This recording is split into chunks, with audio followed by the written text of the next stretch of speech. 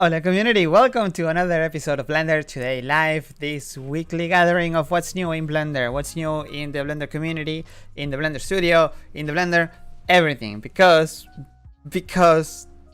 why not? But also because it's open source, it's changing every day, and this week in particular, and the last few weeks, the last couple, like since Blender 4.0, like Blender 4.0 alpha started a week ago, 2 weeks ago, and there are already major features in it. It's starting to shape up. Today, actually, there is another. I almost have a different title for this episode because a big milestone also happened on the GPencil side of things. It's a bit early to call it a usable product, but we're gonna see some updates in that regard as well. Other than that, the start of the show is, as you can hear, and you've probably seen it, the internet must be nuts with light linking. So we're going to talk about it in a second. Sit down, have a drink, a coffee, a tea, and let's talk about what is new in the Blender community today. So first of all, I'm streaming live from the Blender studio here in Amsterdam, and we are going to be trying to answer your questions in the thread made in Blender community.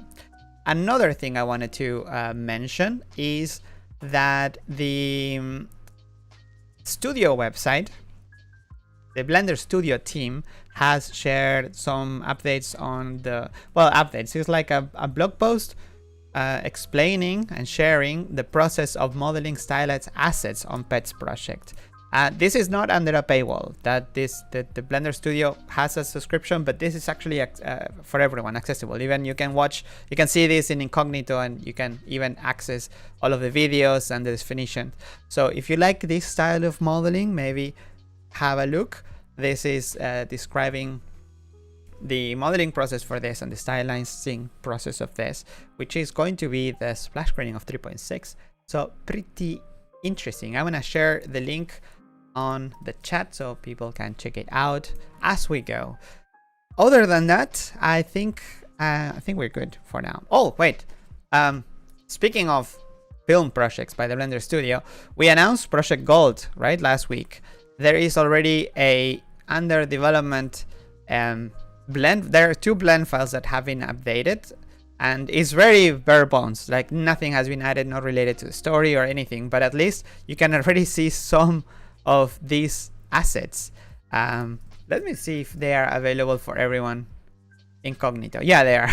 Just wanted to double check that it's not only for me, because I mean I have access. But yeah, look at that, clay sculpting test. It's a blend file where you can see this, and another one for Mikasa, the main character. This is not how the character is going to look completely. It's as an exploration, but it's nice to see the team, Julian in this case, already sharing some of the blend files of this open movie project in such an early stage even.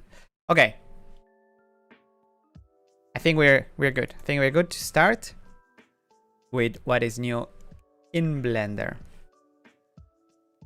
Shall we start with the start of the show? No, let's start let's start alphabetically. Animation. There is a couple of changes this week in animation. 4.0, it's a release where cleanups can happen, but also keymap changes can happen, because it's a new release. You can get used to maybe it was done for 3.0, for 2.8. For 3.0, we didn't do many of shortcut changes, but for 4.0 some are planned, such as the animation team has agreed that the animation module has agreed that having the collection hotkeys, those 1, 2, 3, 4, like the keys on your keyboard on the top row, having those shortcuts in pose mode is more confusing than it helps. So this has been removed. This was already the case in other modes. I think in sculpt mode they don't do the same as in object mode. So, and in edit mode it's also used for changing the selection modes, right? Edge, vertex, face. So kinda makes sense. Next change. Another shortcut that was done this week is the slider pop-up menu hotkeys that was changed. So this shortcut used to be the D key, and this change was this was recently changed when the menu was restructured. So as a result, some shortcuts were lost, as in the D key that used to show a bunch of slider options is no longer present there. So they introduced two new shortcuts. One is Alt S and one is Alt D for blend and smooth options. I'm no animator, but I'm not totally sold on this change because it was added also to 3.6, which is in beta already for many weeks when we shouldn't be doing this. But also, yeah, like I'm wondering if the hotkey for smooth menu is even needed, and it was added anyway. I'm not sure, like if just because a key is on the left side of the keyboard, we shouldn't be just adding shortcuts to it. We should add those if they make sense. For example, Alt S in other modes is clear the scale. I don't know if that applies to like the graph editor or to other editors, shape keys. I don't think it does. And maybe in the NLA you could clear the scale of something. So I prefer to go for consistency, but anyway, if the module team agrees. The next change, we're gonna talk about curves. So the updates today, by the way, they're not that many, but the ones that are actually quite big. So when in curves, there is optimizations on performance. The deletion of curve points in this case went from 50 to 60 FPS. Nice. This has to do probably with geometry nodes, because if it's measured in FPS, it's like you constantly are deleting points or adding points. The other change has to do with optimize and simplify point and curve deletion. So also similar to what we just seen, but there is another optimization. Deleting points went from 29 FPS to 45 FPS, and deleting the tip points to 25 to 32 FPS, whereas deleting curves stay more or less the same. This test was done on a 1.2 million points curve. So nice testing, nice speed up, nice FPS improvements. And also, by unifying the handling of masks of the affected curves, the selection in the snake hook brush, use the selection properly, there is a 2 to 3 times improvement with a small selection. So in the grow shrink brush, replace a more custom influences per thread solution. Alright, so it is optimization in the brushes. Sculpt, grow, shrink. I don't think I understand completely this. But it's unifying the handling of masks for affected curves. It has to do with selection, I guess, when you change the selection in a specific brush. Very much welcome, especially if it has to do with the interaction of stuff. We are still in the letter C, so why not talking about the start of the show, light linking. So we're actually talking about cycles. There is actually two big things this week in cycles, and one of them is light and shadow linking, but the other one is also quite big. It has to related to path guiding. But first, let's talk about light and shadow linking. When I started the chat today, by the way, when I opened the window of the chat, the first message was Ice by Paul. The second one was like, what is light linking and why should I care about? That is a fantastic question, because not everyone cares about light linking. It's a huge feature that we've been waiting for years. It was available in Blender internal kind of, but it's now for real in Cycles. So when you wouldn't care about this feature? If you're only doing modeling or sculpting or you or compositing or video editing, then you don't care about light linking. Maybe compositing, but not, you don't care as much. If you are using Eevee at the moment, unfortunately, you wouldn't care about light linking. If you are, well, doing pretty much that is anything that doesn't have to do with cycles and lighting. However, I think everyone should care about light linking because it is a huge selling point for Blender, and one of the reasons why some people might not consider Blender cycles because of this lacking feature. It's a very common feature in other software. Blender, you're not reinventing the wheel here. So yeah, it's amazing that it's here. What is it then? It's a way to limit the lighting of your objects, of your scene. No, it's object based for now, to a specific light, and it's pretty simple. So the render engine where it works at the moment is only cycles. CPU or GPU, it's okay, but the simplest way of working, of seeing this work, for example, is by having a scene where you have a bunch of objects and you have this light, for example, that let's make it red. And if I want this light to affect only the monkey, I could go now in the object. This is a per object setting. In the object, you go to shading, and there is two sections here that are very interesting for us nowadays, which is light linking and shadow linking. Light linking, once you create the new collection, basically this internally is all collections, and then the UI is pretty not great at the moment. Let's just say that. Why? Because what you see here is a list, like the ones you have for materials, but there is no indicator that you can drag things here.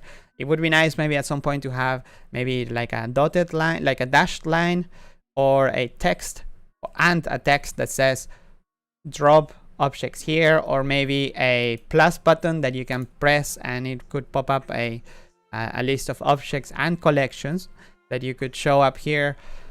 There are ways to improve this, but for the time being, if I want Suzanne to be the only object lit by this lamp, I can drag and drop Suzanne here. Bam. And this is how I am basically faking nature here, faking physics. Let's say I have a bunch of objects. I can also, instead of adding each object manually, which can be a pain, we can also just make my lit characters. And in lit characters, I can drag and drop this collection here. And now everything that is in this collection is going to be lit by this object. When nothing is affecting this, when there's nothing in the collection or there's no object, then the effect doesn't happen. Although it's a bit strange. I mean, maybe they do it for optimization, but maybe it would be more, where it would be easy to understand if you press light linking and you don't see anything, and then as you add objects, this starts to happen. But because now if I move some objects to the lit characters collection, I start to see which ones are going to be affected by it, and I can even move objects there, or I can even connect these objects there. So if I have for example, let's not add a monkey, let's add a sphere. So I have this sphere. The sphere is in that collection, but I'm going to put it somewhere else. I can also select for example, the object here and do Control L, and you can do link receivers to the emitter or link blockers to the emitter. Link receivers is for light linking, and link blockers is for shadow linking. These two options here, include and exclude, is the same as having this button toggled on or off. So this lamp icon over here, also a bit weird because we don't usually do this, but this is a way to tell Blender, to tell Cycles, hey, everything that is in this collection is gonna be lit. If you click on it, it's gonna be the opposite. Everything but these objects in this collection are going to be lit. Why are they still getting some kind of light? Well, this is the bounces. So this effect is easier to see when you have no bounces. How would you control the bounces? You still have to do compositing for that. There's no way at the moment. And from what the developers have said, it's not easy to have like bounce linking instead of light link. I don't know. It's not easy. So yeah, for the time being, you're still limited to do some blockers manually, or maybe play with the indirect bounces using collections, just like the good old way. Yeah, my mouse is hidden. I don't know why I cannot see the mouse. I don't know if there's settings for this in the video, maybe. I don't know. Unfortunately, I don't know how to why it's happening. That's it. So what is shadow linking? Same concept, but for shadows. So let's remove the shadow linking, the light linking for this, and let's do shadow linking. So in shadow linking, I can do the exact same. If I add, for example, the monkey, only the monkey is going to have a shadow by this lamp. And then all the other ones are going to be, but they're not going to have any shadows. The same can happen with a collection, and you can toggle on and off the effect. Same concept. All right. Yeah, so all this, I'm wiggling the mouse to point you to places, but you cannot see. Sorry, I don't know what's going on with this. Maybe I need to update OBS. It's in the OBS source. Right click, properties, capture. No way. Is it? Properties. Show cursor. Look, it's just show cursor, and you can't see the cursor still. Moi. Defaults. All right, I click defaults and it still doesn't show up. So maybe it's a Linux feature.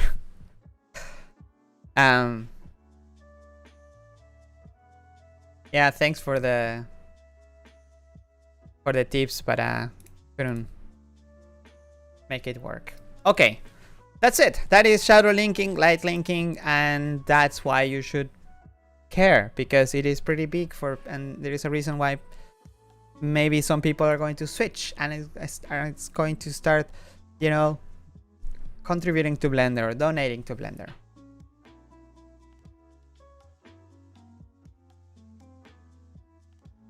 Let's point to your monitor. I know. What do you mean? Point to my, like with the hands. Yeah, I know. I can select a monitor, but I already select the monitor. So, okay, I'm gonna try to screen share my 27-inch. Let's see if it's... No, it's no, it doesn't work. Anyways. That's it. That is light linking. The good news for cycles doesn't stop there though. There is also a huge improvement in path guiding. So when I was looking at the commit here, it didn't look like much. It says path guiding, adding guiding on glossy surfaces. Okay, it doesn't say much, but if you click on the pull request, again, all the links for everything that I'm seeing and browsing here are on the description. In the image here, you are going to see, well, first you get a bit more information, right? So basically, this PR adds support for path guiding on glossy materials. Interesting, that's pretty good. So far it was only diffuse. And if you look at the picture that he was uploaded here by the developer, the first is without path guiding, and then is with path guiding, which we all know is pretty huge. The change is kind of huge. So this is, yeah, you can see my mouse. Okay, so up here, that is Blender 3.6. Blender 4.0 has this improvement, which improves a lot. Okay, I don't know how you can see it. Maybe I can flip to the other side. There you go. Yeah, because the change is more noticeable in For example, the monkey up here. Look at Suzanne, how dark and noisy. Well, again, I'm pointing, but you can't see it. Not the Suzanne green, the one on the corner. It's noisy and dark. And look at underneath how much nicer it looks. The ears of the green monkey also, the noise is, it's, well, basically Blender with this, it's going to be faster because there will be less noise sooner, basically. This is huge. This is huge because, well, for now this is, also the reflections. Look at the reflection on the floor under the monkey that is here, and the one that is on diagonal. It's huge. So pretty good. Also, this is good news for people that don't have a beefy GPU, because at the moment this is only, path guiding is only for the CPU. However, they are working on bringing it to the GPU, so there will be even more good news for Cycles people soon. Time to move. Let's talk a bit about oh, well, this is just a very small but curious change. It's related to external libraries. There is an update on a library that seems to be brings the performance to be the same with the OBJ and PLY, but it makes the executable slightly smaller, like 5 kilobytes. But it made me think, actually, because 5 kilobytes is nothing. But is that something that maybe makes sense to focus at some point? Probably does, as in every bit that makes the Blender like lighter, it's less download time, less server time, less like if you think of all the carbon that is used every time you download Blender to do something, probably nothing compared to making cycles faster. Probably cycles being faster is the best contributor to, or the least worst contributor to climate change. Anyways, speaking of epic things, let's talk about our friend GPencil. And for GPencil, I think I could just show the commit, but better than a commit and my face blocking it, it's that GPencil 3.0, it's now part of Blender 4.0 alpha. This is kind of huge. GPencil is the 3.0 in the name. It's because the first version was the annotation tool that was added by Joshua in 2008. Then GPencil 2.0 was for Blender 2.8, when it became its own dedicated object and it had its own workspace, the 2D workspace. Huge news for GPencil. Well, the data underneath, it was still the same as the old one, as the old GPencil annotation tool. So now there is a rewrite coming, and it's kinda huge. GPencil 3.0, you can read more about it on the fresh blog post that you have probably not seen because it was published an hour ago, 2 hours ago, on the code blog by Folk and the GPencil team. So you can read here a bit more about it and see how much has changed. There is even a picture of how it looked in 2.8, like GPencil 2.8 when we you can't see me pointing, but I'm pointing at how funny it was that how the interface changed since 2.8. Quite some. The blog post highlights only a bit of the features. Mainly it's going to be performance, memory usage, some architecture changes, and it will open the door. It will support new stuff like geometry nodes, for example. However, that's not the goal for the very first version. The very first version is focused on, or like the one in 4.0, the focus will be on having Blender GPencil as it is now compatible with the new GPencil 3.0. So feature parity between the two systems. That's the main focus. Yes, geometry nodes will be amazing to have, but it's not the main focus.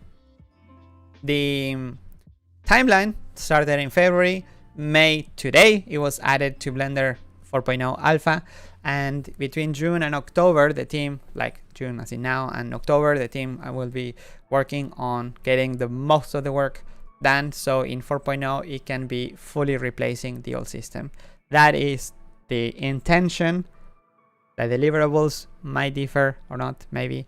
So GPencil as a core team, Amelie, Folk, and the core team, Daniel Martinez Lara, Antonio, Matias Mendiola. And you, did you see that? The team is module contributors as well, but also you, because they are looking for people from the community who can contribute.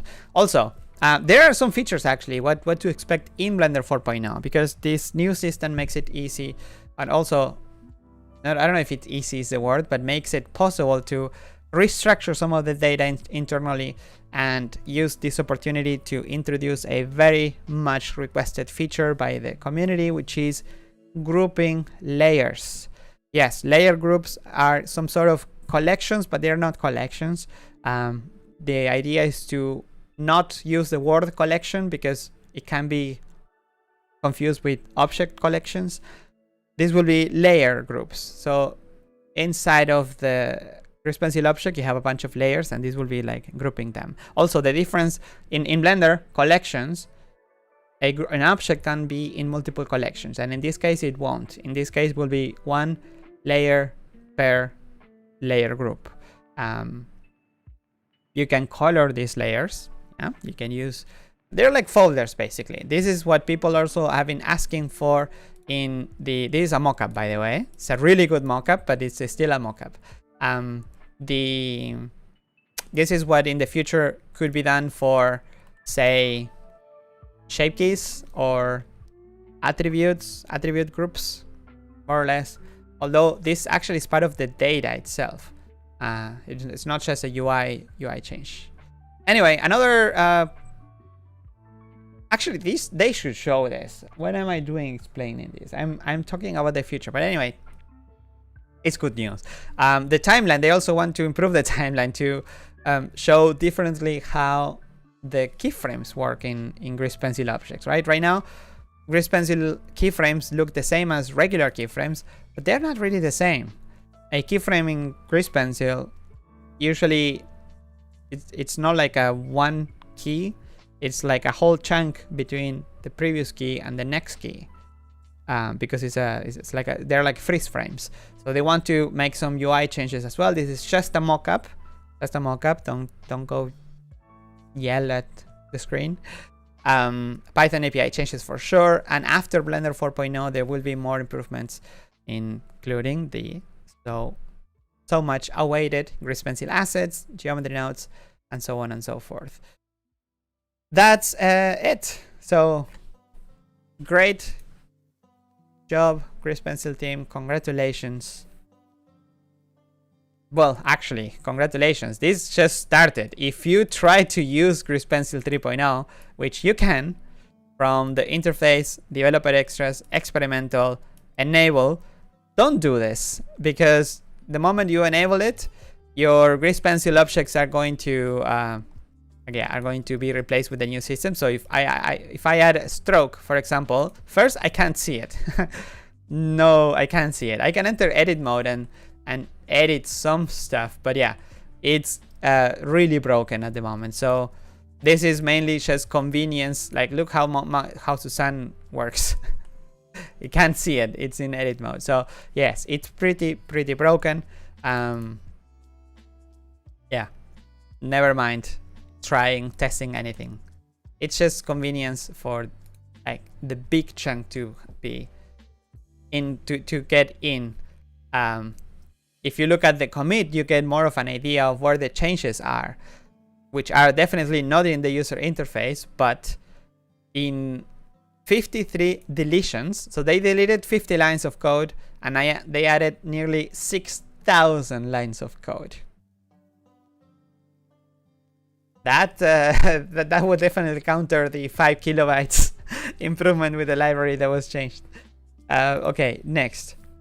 Let's go from G for still. Let's talk about geometry nodes.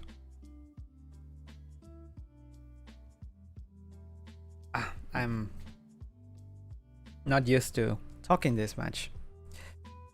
Geometry nodes, expose. Yeah, simulation stuff. The path for baking a simulation has now been exposed in the user interface in each one of the modifiers where it makes sense. So you can choose bake path and assign a path to it, basically. So you know where it's ending, where it's going. I think it will be, well, I don't know if they made it so it will be grayed out. There was some discussion there going on. No, it's not. It's just bake and then it says the bake path. All right. Similar to that. No, this is the previous commit, actually. Yeah, store path. Yeah, it's the same. There has been many improvements in internationalization. Remember, you can see the full list of even what I'm not sharing here in the thread that I'm linking from the description below. You can see that a whole bunch of cleanups have been done, like a whole bunch. Improvements for metal. There's a lot of metal stuff that I don't mention today. Fixes, ton of fixes in CUDA, in crashes, in overflow, buffer overflows, everywhere. Okay, I actually wanted to show the internationalization. There you go. That has been updated. What else? Mesh stuff.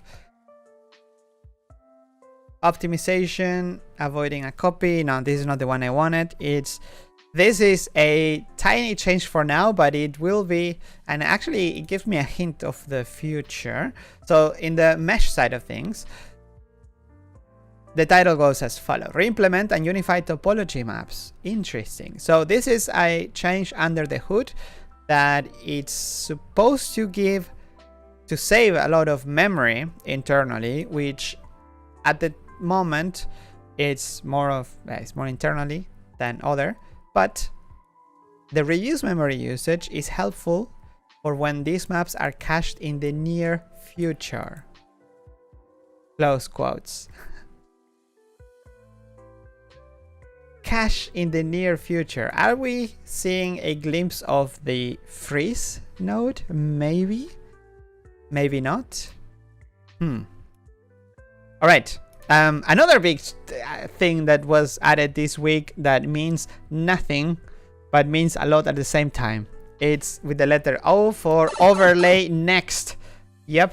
There is not only Eevee next, Workbench next, there is now overlay next.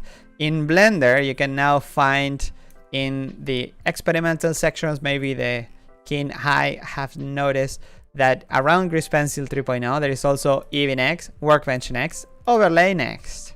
Yep, there is a next for everything. And the overlay next is pretty empty at the moment,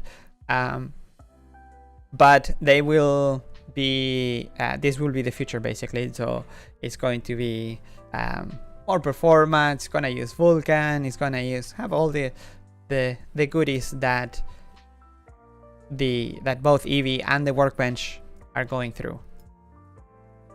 So yeah, if you enable that, by the way, you're gonna see, well, you need to restart Blender, but also you're going to see that the Workbench and Eevee next, they show up here in the render settings, but they are going to, yeah, they're not gonna look great at the time, for the time being. Wireframe next. No, wireframe is it's part of the Workbench.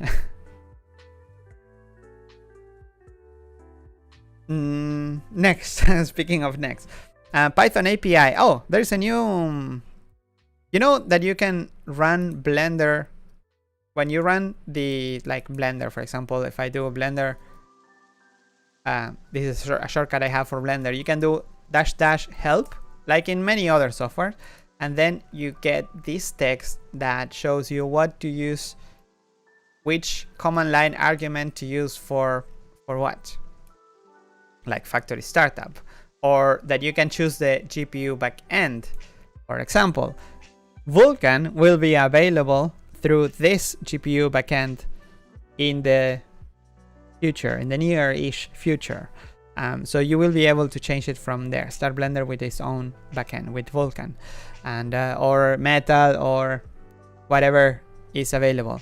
So this text is now available through the Python console. So if you do bpy.app.help text, you're gonna have this beautifully formatted list of the all the arguments that you can use. I think you can use all for toggling even more, and that way you get even more content. Vulkan, yeah, Vulkan. Let's hype.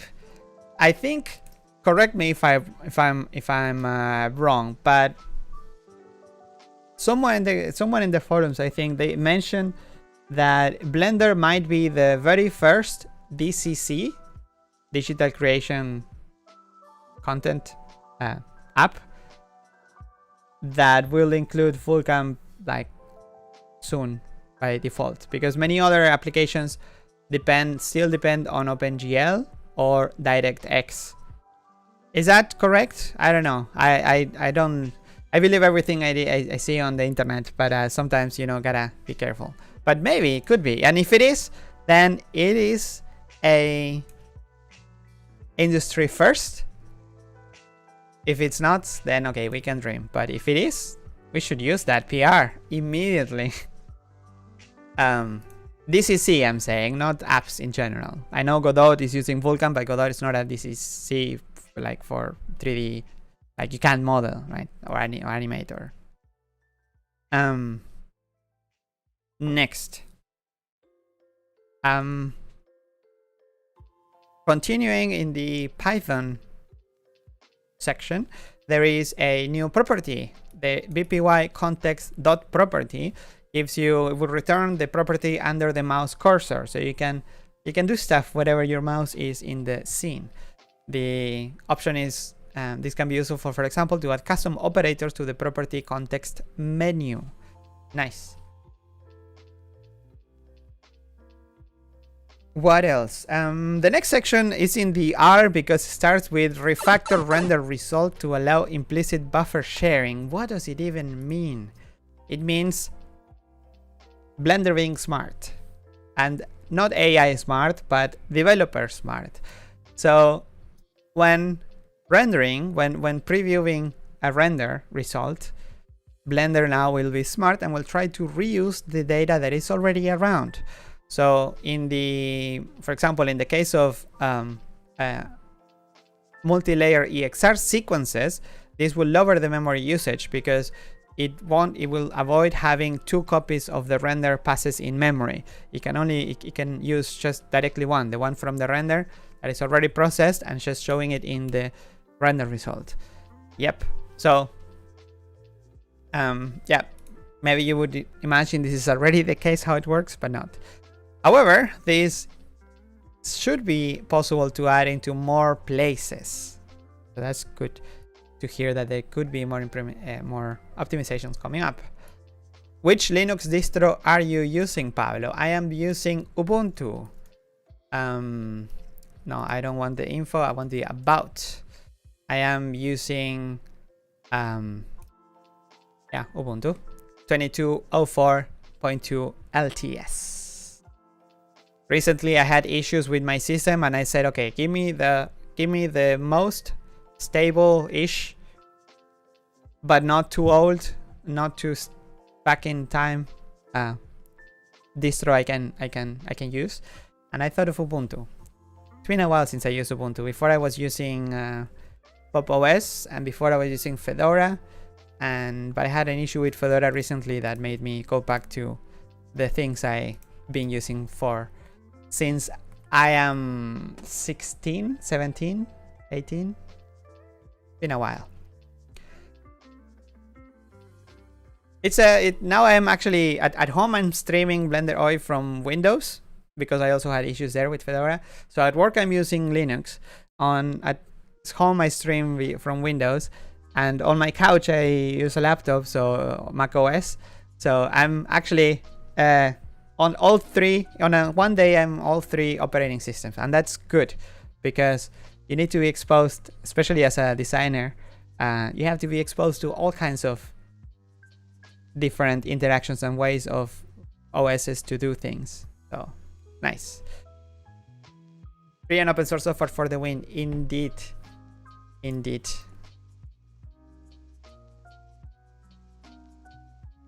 Next is in transform.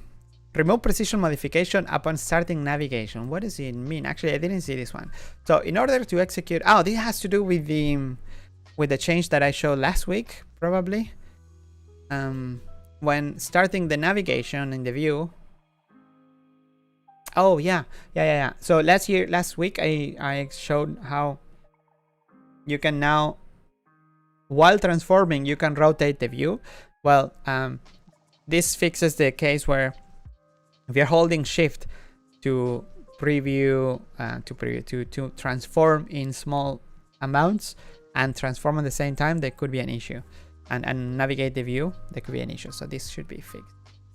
The next changes are in the user interface, UI. Oh, Windows users rejoice. There has been a big update related to file registrations.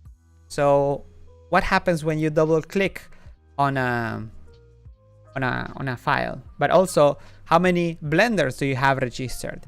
Well, this change goes as follows.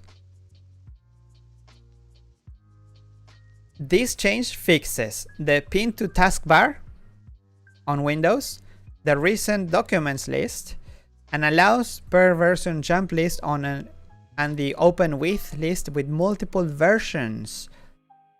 Nice. Look at this. You can actually now have open with and multiple blenders there. So now you know. This also adds the unregistered options to help clean up unwanted craft and allow more control when dealing with multiple versions. It also allows these processes to happen for the current user or all users. So you can register for the current user or all the users on Windows. Neat.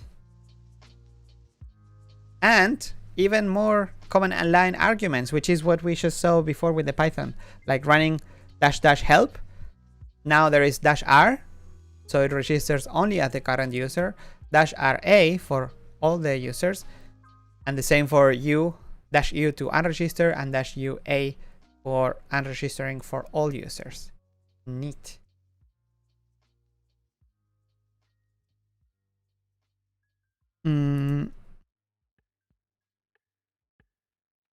What is this other change? Updated Windows. This is the same commit. Fix and improve a few messages. Set the waiting cursor when packing and unpacking operators. So apparently the pack and unpack operators were not setting the load icon properly. Nice, small fix. Next. USD Curve Exports. Nice. Pin Cadmul ROM curve. In Blender, the first and the last points of a Cadmul ROM curve are treated as endpoints. To account for this in USD, we must set the wrap attribute to be pinned. This lets the client know that the first and the last points are to be treated as points on the curve, and that it needs to generate phantom points to account for the start and the end control points of a general Cadmul ROM curve. provided by Sonny from Unity 3D. Neat. All right, a few more changes. One, UV. Let's talk about UV editing. One is it's a new feature. Complete the options for the rotation during UV packing. In Blender 3.6, the default was that it would take in any rotation at any point. Now there's options where you can limit things. You can limit the rotation. Well, first you can set it to not be rotated. You can set it to be axis aligned, which is the default for Blender 3.3. Rotate to a minimal rectangle, either vertical or horizontal. You can choose where, but a minimal angle. And there is a new option called cardinal, which allows to only 90-degree rotations in each direction. Neat. And there was also a fix in UV that had to do with pinned islands and the original bounding box. So when running the UV packing, pinned islands with the lock position option on were not interacting correctly with the packing destination when it was not at the origin, when this destination was not at the origin. Now it works. This could happen. Oh yeah, this issue could happen when packing to the original bounding box, but also when packing to a UDIM that was not 1001.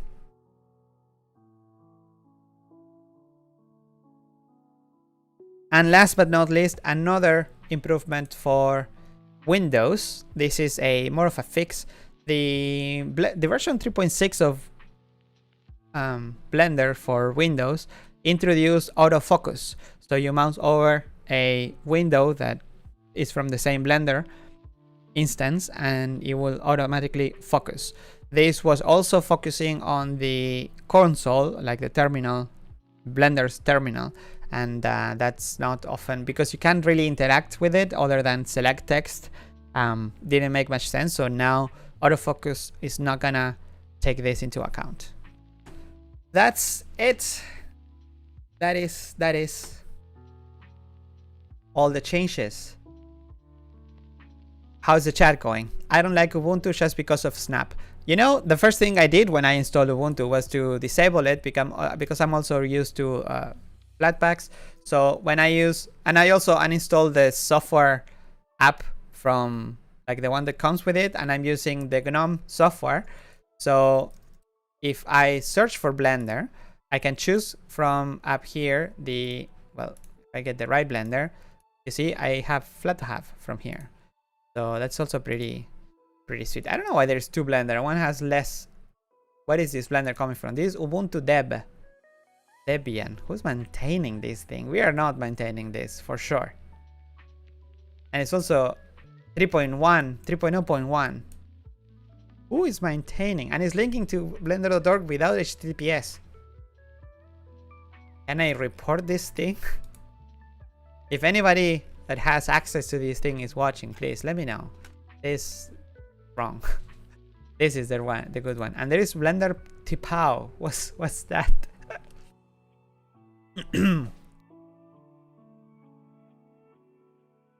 Anyway, let's continue.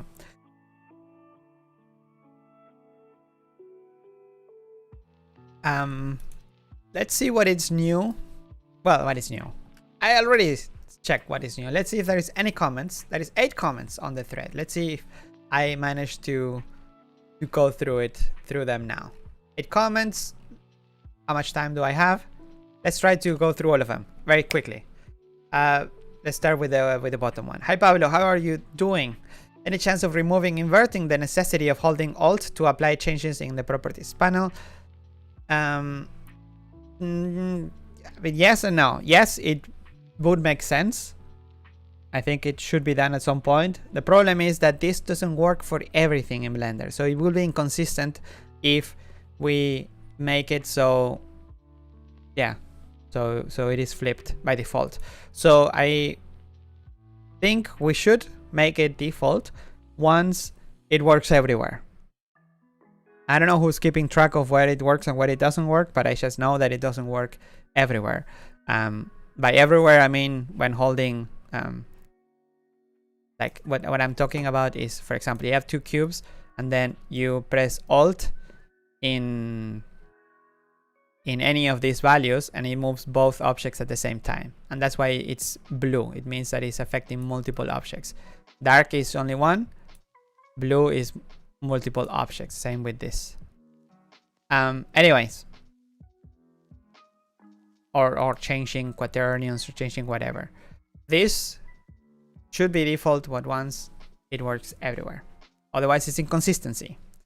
Better to be inconsistent with something that is a bit hidden than inconsistent with something that is in your face. Next question by Barf Garbage says, hello and all that. Hey, having a good day? Let me have a mate while. I've been googling the meeting notes and seeing a lot of sculpt texture paint meetings, and the stuff being discussed are cool and good. TM. But I have not seen anything in the daily builds. What's up with that? Because it's happening on a branch. Is all gearing up for a big change in the future? Yes. Am I looking in the wrong places? No. Am I underestimating how long it takes to implement all this stuff? Probably yes. It is pretty difficult. However, I don't know if you've seen the video, but it was shared on last week's. So these are the meeting notes we have. Julian shared a video, I think, of the new din topo. No, not this, but there was incremental test. Where was it? So anyway, din topo, dynamic topology. I don't know if this is the... Right now, it keeps the attributes. That's kind of the huge thing that is missing. The attributes are now preserved. So no, I think it is just showing speed. But in the last meeting, weekly meeting, Julian showed how now Retopo dynamic topology is now preserving the attributes, which is amazing. Hi, Pablo says, non-Ian. Okay, says this person. There would be a nice feature to have boundary information about without creating the subtraction nodes. Adding it to the object info node would be excellent. I have a post, see below, that covers this more. If this is a feature request or recommendation, I'll suggest that you make a thread on right-click select. So it can be, you can even add a category for geometry nodes. And there are more chances that developers will gonna look at it. I am not familiar enough with the area to to give much feedback. I'm sorry. Hola amigo, I have not seen an option in geometry nodes that has text creation option. Is not there? Text creation. Yeah, you can. Just it's called string. So you basically have search for string. That's your string, and you can also do string to curves, and then it will create a curves. So basically text like this. You see, I'm making text with geometry nodes.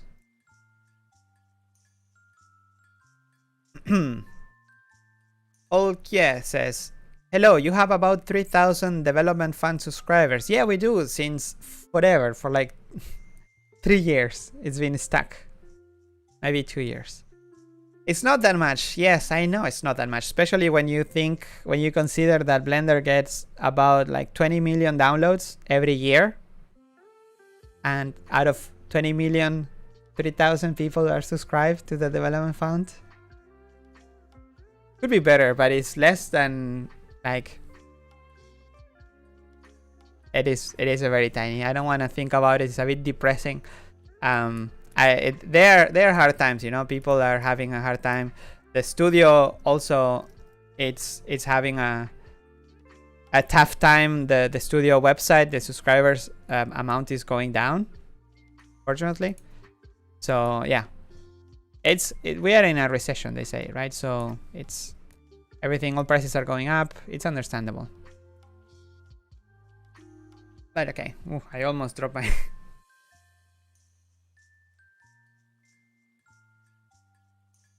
maybe you should tell people to support Blender more often. YouTubers say that when they ask people to subscribe, they actually subscribe a lot more. And maybe you should just ask or make a video, challenge people to reach 10,000 development subscribers.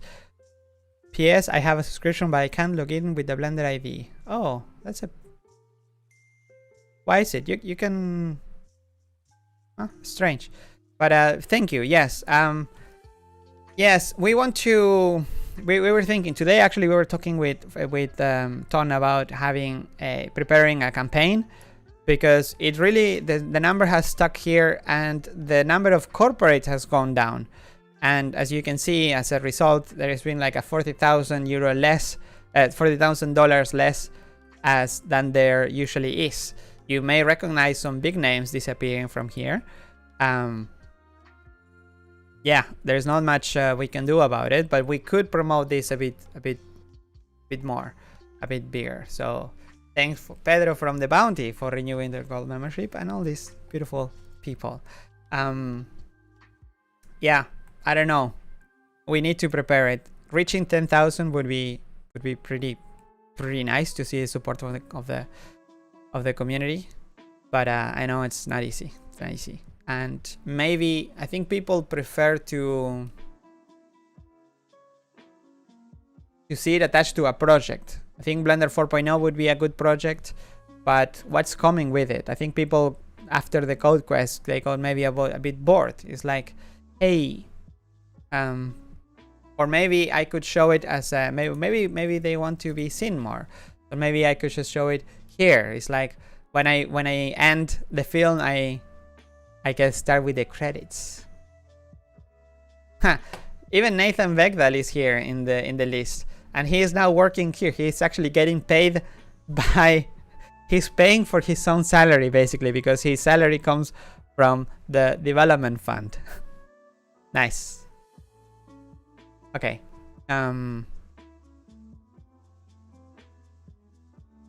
Hello, Pablo. How are you? That's the fifth time I tried to ask you this thing. Sorry, I was wondering, are the little dynamic teasers like the 2.9 one that will continue for the next Blender versions, or is it totally abandoned? Which one?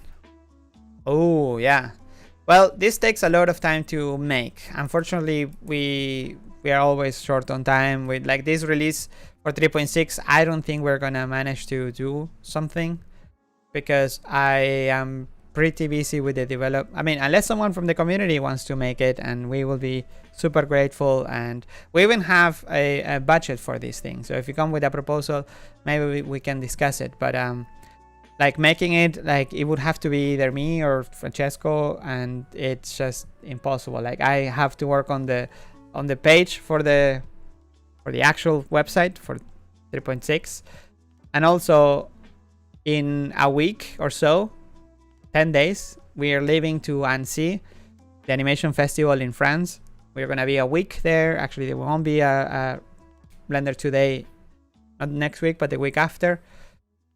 So yeah, it's gonna be busy, unfortunately. But anybody from the community is welcome to help. And if you need to invest time and have a budget in mind, please let us know. Maybe we can talk about it. Hola Pablo, no question today. Huge thanks to you and the whole Blender team for being so open and true to the motto, freedom to create. Hey, thank you. I recently dipped my toes into the development side of things, and I was seriously impressed by the openness, from Blender chat to discussions on features in the issue tab or dev talk. Also, the devs are very kind in answering noob questions. It's clear that you guys truly care about Blender. Thanks to Blender and grasp the value of free and open source software. That's such a sweet comment. Thank you. That's so nice. I'm glad that you see it as it is. We try our best to make things as transparent as possible. I don't know many open source softwares that do it this way. Maybe they do, and I don't know. We tried to unify this year's particular. We tried to unify it in here, like developer, project, documentation, like docs for the wiki, the blog and the forum. So directly, if you're a developer, you can go straight to the forum. Inside of the forum, you can see what's going on, all the meetings. I don't know if you noticed, but in the blog now, in the tops of the blog, you can see all the weekly updates, all the module meetings. You can even see what are the upcoming meetings. So we really put a lot of effort in making development as transparent as possible. Once you are in like the forum, you can even see the chat. You can chat with developers. I don't know if other software you can go and chat with the other, like hello, Mr. I don't know, whoever developer is. But I'm not talking about open source software, but in general. Anyways, thank you, Soedens, and thank you for supporting Blender, the Blender Studio, and Sprite Fright. And the last question, Dan McCloughlin. Hi Pablo, I expect you're having a wonderful day so far. You are expecting right. My question is around the texturing system upgrade. I'm concerned how Blender is so focused on stylus art, maybe due to Studio, and not as focused on a major part of the market, which is photorealistic. In particular, there is a lot of effort going into improving existing systems which are already working well, while texturing is broken and not brought up to parity with the rest of the system. Will texturing be worked on in the reasonable near future or continue to be put off until some future point? It is still in the... I mean, I don't think having a good texturing system has to do with being stylized or realistic. You need a good texturing system, period, in any 3D app, regardless of what it is set to do. Especially Blender, that is a 3D suite for everything. That being said, it is part of the roadmap. I don't know if you've checked in the code blog and their roadmap update. There are updates on the projects that want to be tackled, and texturing, it's a huge topic. So this in the coming, like the near future, what you mentioned, there will be improvements in the brush system, the asset shelf, the draft assets. So basically everything around the texturing system. So maybe not the layering materials that people really like the llama material system, or the new one for Unreal. Not that. However, the system around it, like accessing brushes, the brush system in Blender is terrible. So it's just as bad as the texturing system. So it will come. It is hopefully planned for someone in the future, some point in the future. But yeah, if we try to see this, there is Eevee. Well, also we are moving into Vulkan, Eevee Next. There are sculpting, Eevee improvement, simulation, brush assets here. So not easy, as you can imagine, but there will be improvements in the future, coming future, near future. As I said, assets, brushes, brush system in general, sharing brushes. Anyway, that is the last question actually, and I am way over time, so I think we need to wrap it up and maybe do this again next week. Not on the same day, because I don't know if you noticed, but today it's actually Tuesday.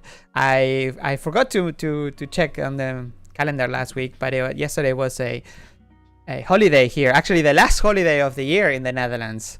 They have like 4 holidays in the year, and they put them all in the first few months. Don't worry, there won't be any more of these holidays on Mondays, unless we travel, which we are going to. There will be Annecy Animation Festival in 2 weeks. There will be SIGGRAPH in like 2 months. There will be maybe some others scattered around there. More news on that at some point in the near future. Other than that, I think we can meet again on the 5th of June, about the same time, but definitely on the same place. Watch your ear holes for 5, 4, 5, 4, 3, 2, 1. I think this time it was louder. Or at least for me. Have a fantastic week. Enjoy, share, just have a nice time. However you can. Please. Ciao.